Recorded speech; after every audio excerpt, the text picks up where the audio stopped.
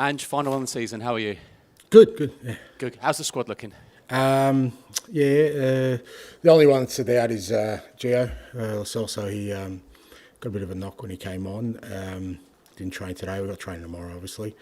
Everyone else still a little bit sort of recovering from the game, but nothing that I think will keep anyone out. So kind of a similar squad to last game. Okay, probably want a time to move on now, but just final reflection on Tuesday night. Have those inside issues been addressed for you? No, not in 2 days, mate. No. No, I think, as I said at the time, we've got some work to do, and that's clear and evident, and that's what we need to focus on. Has this week made you even more determined to turn this football club into winners? No, mate, I've been determined from day one. Nothing's changed. I haven't been deterred, if that's what people are worried about. Certainly not. It's. I think when you accept the role, you accept the challenge of that role, and nothing that's happened in the last 2 weeks has changed my view on, how we go about that. So, but I also believe that you have to know where you're at.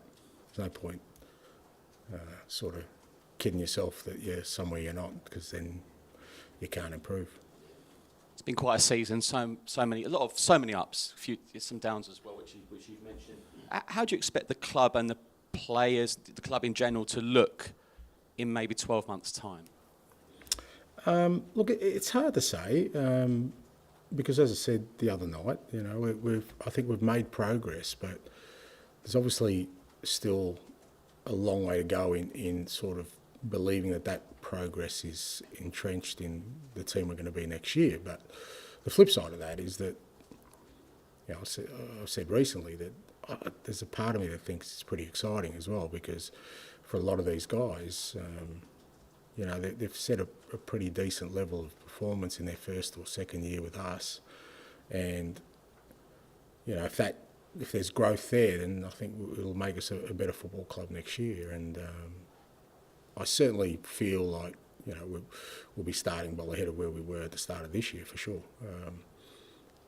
Where that takes us next year will be dependent on how we deal again with whatever challenges we have. I know you want to bring trophies to this club. One of your former clubs, Celtic, sitting the title this week. Just a quick word on them. No, I love it, mate. Yeah, brilliant.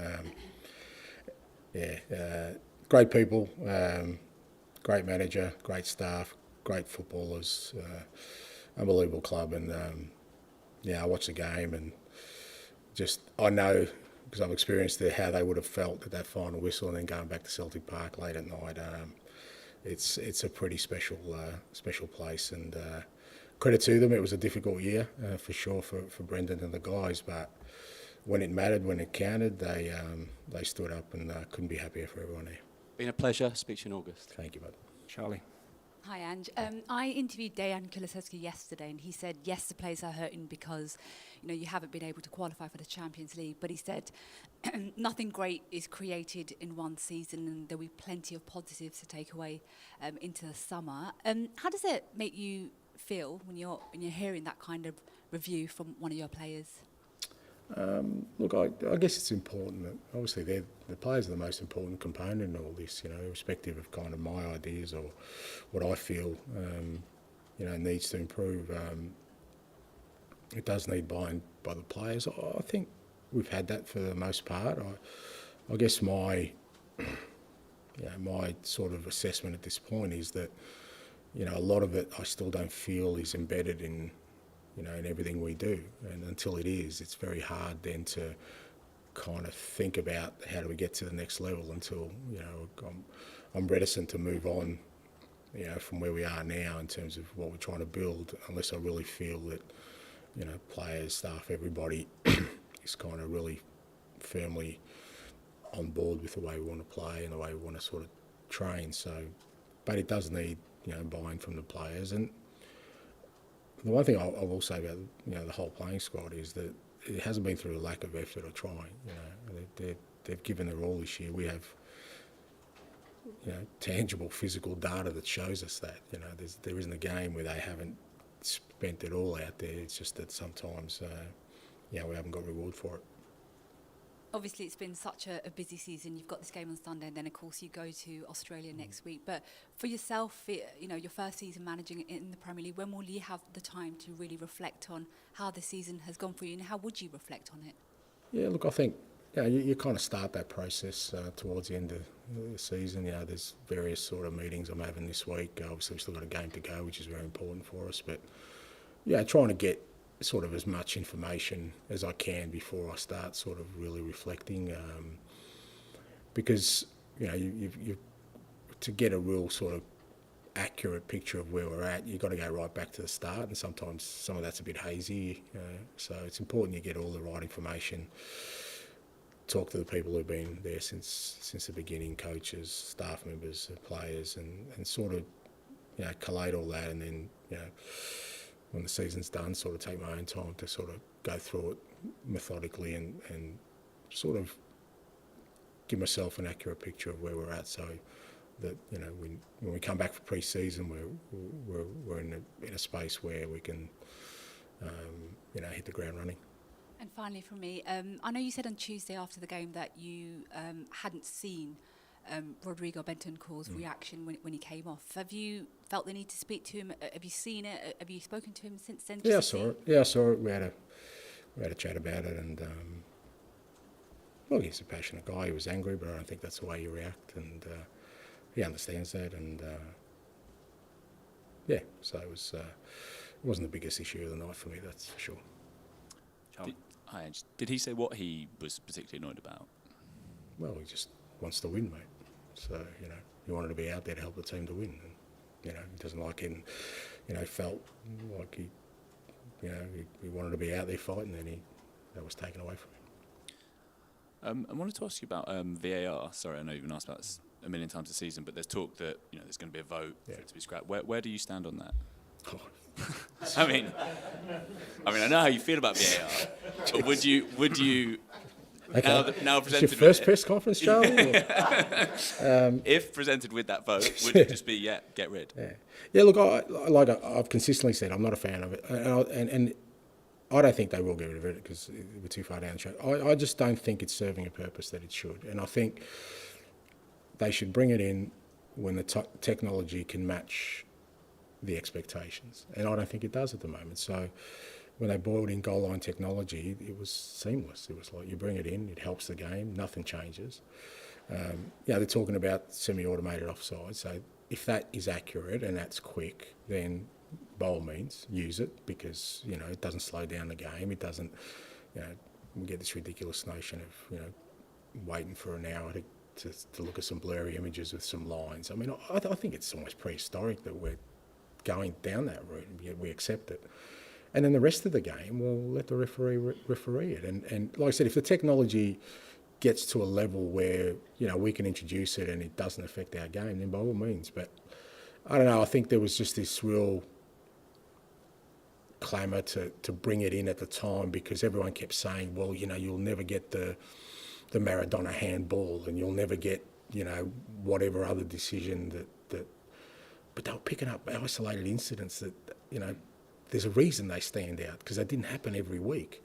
And now all of a sudden, every decision is getting scrutinised, where, as I said, we don't celebrate goals anymore, or we celebrate them 3 times, or we're waiting to see whether something's offside. Linesmen aren't putting their flags up. It's just changed the game materially. So I would scrap it, not because I'm against it being sort of implemented, but get the technology right, prove that it works, and run it with from there. Will you, or have you spoken to the people at the club who'll actually get to vote on this? I guess, unlike you, Charlie, I think they're pretty clear on my views of VAR. So it's been so vague. Yeah. Okay, so I've tried to sort of be fairly explicit about it. So I think, depending on the club's view, I don't think they'll be coming to me asking what I think. I just wanted to ask you, one of the things that's defined this season has been how aligned it's felt like you and the fans have been, which really hasn't been the case for many of the last few years at this club. How then do you view there was this divergence towards the game on Tuesday. We don't have to go over the details, but do you have a message for the supporters? Do you think that's changed anything in your mind? Look, I'd like to think I didn't change my sort of stance or view of that. I think I was asked after the game about the atmosphere, and I said I didn't think it was normal. I didn't like it, but I also didn't say that. I expected fans to behave differently. That's their right, and I've always said that, and I still stand by that. I also stand by the fact that I have an opinion on it. I don't think it's right. It's just the way I feel, and that's. I think you support your team to win all the time, but that's my view. I guess I got it wrong, plainly, that I'm in the minority when it comes to that. So that's a lesson for me, I guess. But I don't think I kind of, expressed any real sort of disappointment or in terms of asking or pleading for people to do something against their will. I accept that, and so you've got to, like I said, for me, hopefully we're never in that situation again, but if we are, I certainly would approach it differently than I did this time, because like I said, I didn't take it seriously. I really genuinely believe that when we got to the stadium it would just be a normal game, and it wasn't, so people feel strongly about it. Well, I've just got to accept that. And just kind of on a similar-ish note, we normally see you so calm and collected, nothing phases you really on the touchline, but there was one moment that's doing the rounds of a fan behind the dugout, maybe doing something that you reacted to. I just wondered what happened in that moment. Two separate issues. Firstly, the fan. Well, the fan just... I think if you sit behind the bench, especially in a home game, well, you've got to be respectful of the fact you're within earshot of the most important people. So he wasn't happy we just conceded a goal. So I just turned around to sort of find out what his problem was, and then he used language that he shouldn't, and he was abusive, and if I hear that, I don't care who it is, I'll deal with it. So, but he's more than welcome to come back next time and take his seat up and express his opinions. If he swears, if he's abusive, he'll cop the same treatment from me again. But at the same time, you also feel, well, mate, I cop it on opposition grounds every week. Give me a break at my home ground, So, but I was, look, and I'll try and explain it this way. That's probably the worst experience I've had as a football manager in a game. Because once I realised that I got it wrong in terms of what the atmosphere was going to be like and what people felt, I got a real anxiety within me of what happens if Man City, who are the best team in the world and who were disposing of teams quite easily in the lead-up, for Brighton, for wherever they played, that scored 15, 16 goals the last 4 games. What if we play as well as we can, but they beat us 5-0? I got in cold sweats thinking about people questioning my integrity and the people I work with. Even watching the game back, there was a comment somebody mentioned to me in the commentary saying, Tottenham are having a real go here. Now, you're laughing about it, but that's 26 years of my life. I'm if nothing else, people should know about me. I love this game, and I'm very principled. And I would hate to think, because Manchester City could have done it to us, we're on the end of a heavy defeat, and then people would be questioning whether I prepared the team. And before people say, that's not going to happen, we know on social media it would have happened, 100%. And I'd be up here trying to defend myself. And once you start defending yourself, you know what happens. Yeah, you're defending something. So that's why I was animated on the night. I didn't enjoy the night. And because the atmosphere was, I felt like I just needed the boys to, and credit to them, I thought, aside from everything else, our football was outstanding on the night. And that was important, not just for me, for the players, for our football club, because again, it would have cast aspersions on us as a football club when people were measuring us and saying, well, I don't think anyone will say that we didn't make Man City earn that win the other night. And it could have gone a very different way without anything changing from us, just by Man City being Man City. One of those players, Rodrigo Bentancur, obviously, aside from the moment with him in the dugout, did you feel, maybe especially before the yellow card, that was more like the Bentancur maybe we're going to get next season? Yeah, look, he was. Look, I thought the whole team was fantastic, but he was, and I think he felt that, and that's why he got frustrated. But look, part of the issue for us has been this year, you know, it's kind of what I spoke about after the game in more specific terms, is we've had a real lack of discipline this year around our football. Early in the year, it was mainly red cards and yellow cards. It cost us really badly. And towards the end of the year, it's just been a lack of discipline to really stick to our football principles. There's been too many times where we've let ourselves down in that and we've paid a price. And the goal they scored was a little snapshot of that, of Rodrigo giving the ball away. And then because of that, he wanted to make amends, but he's already on a yellow card, so he can't bring the guy down. So we're paying for two bits of ill discipline against a team that's very disciplined, and then they just go do what they do. They have their moment, they score their goal. So I thought, as painful as it was a good moment for us to really crystallise, like I said, after the game, because I think, again, I was obviously very, I wasn't happy after the game because we lost again, but when you asked me about foundations, I couldn't sit there and be disingenuous and say that our foundation's strong. We've lost 5 out of 6 games, big games. That's the reality. So, and part of that's just been the discipline of us. So going back to the question earlier about it being embedded, that's where I think we still got a long way to go. On that topic, you mentioned earlier, not just the players maybe haven't all bought in entirely yet, but also staff. Is that an area where there maybe could also be some changes as well as playing the squad for next season? Yeah, well, it's funny because I said changes, a few weeks back. People just assume that means people leaving. It doesn't. It just means changes. Just means the way we work, bringing more people in, different people in.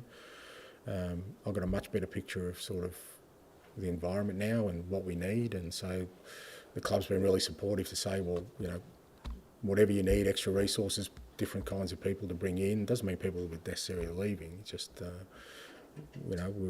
club's really been real supportive about that. And the whole buying thing is not that people don't want to. It just takes time because, this is a major shift from what it was, not necessarily for the better because that time will prove that, but no one can say that we don't play differently, we don't train differently, we haven't, brought in different kinds of players than what has been fairly consistent over the last few years. So when you have that change, it naturally takes time for people to buy into things. You have a bigger coaching staff.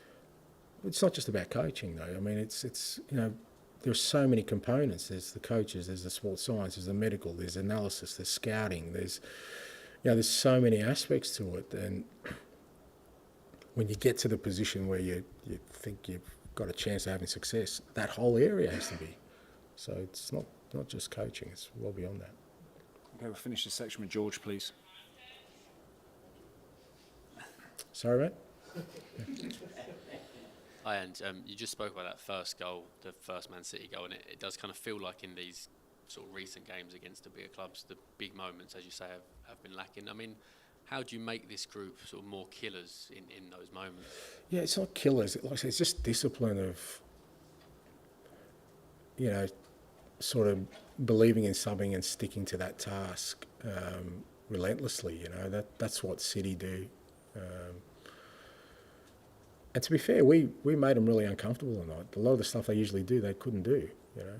But we just didn't stick at it. We kind of had a lapse, and when you have a lapse against the very best, they'll punish you, and that's what happened to us. And that's happened to us. Like I said, when I look at the last sort of, these 5 sort of losses. They've all had those elements of us playing some really unbelievable football, but some enormous lapses in concentration, focus, discipline. So that tells me that, going back to my original point, the foundations aren't really strong yet. And that's what I've got to concentrate on. Before we start moving to beyond that, is to get that embedded in this group and us as a club. So that's the challenge. And you tweaked the system, didn't you, on Tuesday? I'm guessing you couldn't have had hardly any time at all to work with that. I mean, how pleased were you with that? And is that something that kind of you've been thinking about for a while, or is that kind of more reactionary to City? No, it's, I've always said that, in my career anyway, necessity is the mother of invention, mate, so I'm always kind of on that. I mean, it's probably one of the biggest sort of misconceptions about me that I'm I've got just one plan. I've used every system in the world in my career, mate. And often during games, often during seasons, so I've played with just about every formation you can. And I just thought we're obviously a bit short up front, and I just thought with the way City set up and the way we wanted to play tonight, just having the extra midfield, and particularly Pape, because he's got so much energy and running capacity, but he's also a quality footballer that, we could sort of, like I said, the idea was to make them uncomfortable, and I'd give them something that they weren't expecting. And it's a lot easier than people think to tweak those things. You don't have to work, as long as your principles stay the same. And that's where I am, kind of, like the principles about having the ball, about pressing, those kind of things don't change. It's just the way we do it in terms of positioning. And just kind of a final one, the sort of Spurs fan base has come a little bit under attack in recent days. Some people have kind of suggested the trophy drought is kind of to do with that kind of mindset on Tuesday night and a small time mindset. Is that fair? I don't know what that means. I mean, supporters are there to sort of back their club, and they do their bit, and they've certainly done their bit for us this year. The amount of games we've won late at the stadium this year has been extraordinary, and that's the crowds. Anyone who's been there will tell you that the supporters have played a big part in that. Now, like I said, the last game I don't understand, and I hold my hand up. I got it wrong.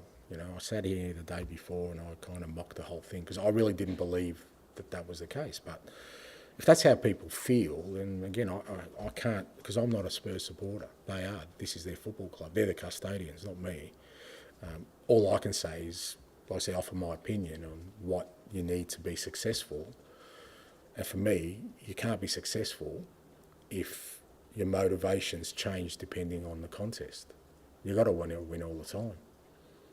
If you're playing your brother, you're going to fight to the death, mate. He's still your brother. But you're going to fight to the death to win. That's just been me my whole career. So I can't, the same way probably Spurs supporters, or because it wasn't just Spurs supporters, everyone I heard was saying the same thing. They understand how they feel. So the same way they understand how they feel, well, I don't understand because I'm totally different. I just can't think of anything worse than not going all in on victory every time you're out there. But that's me. Okay, we'll end the broadcast.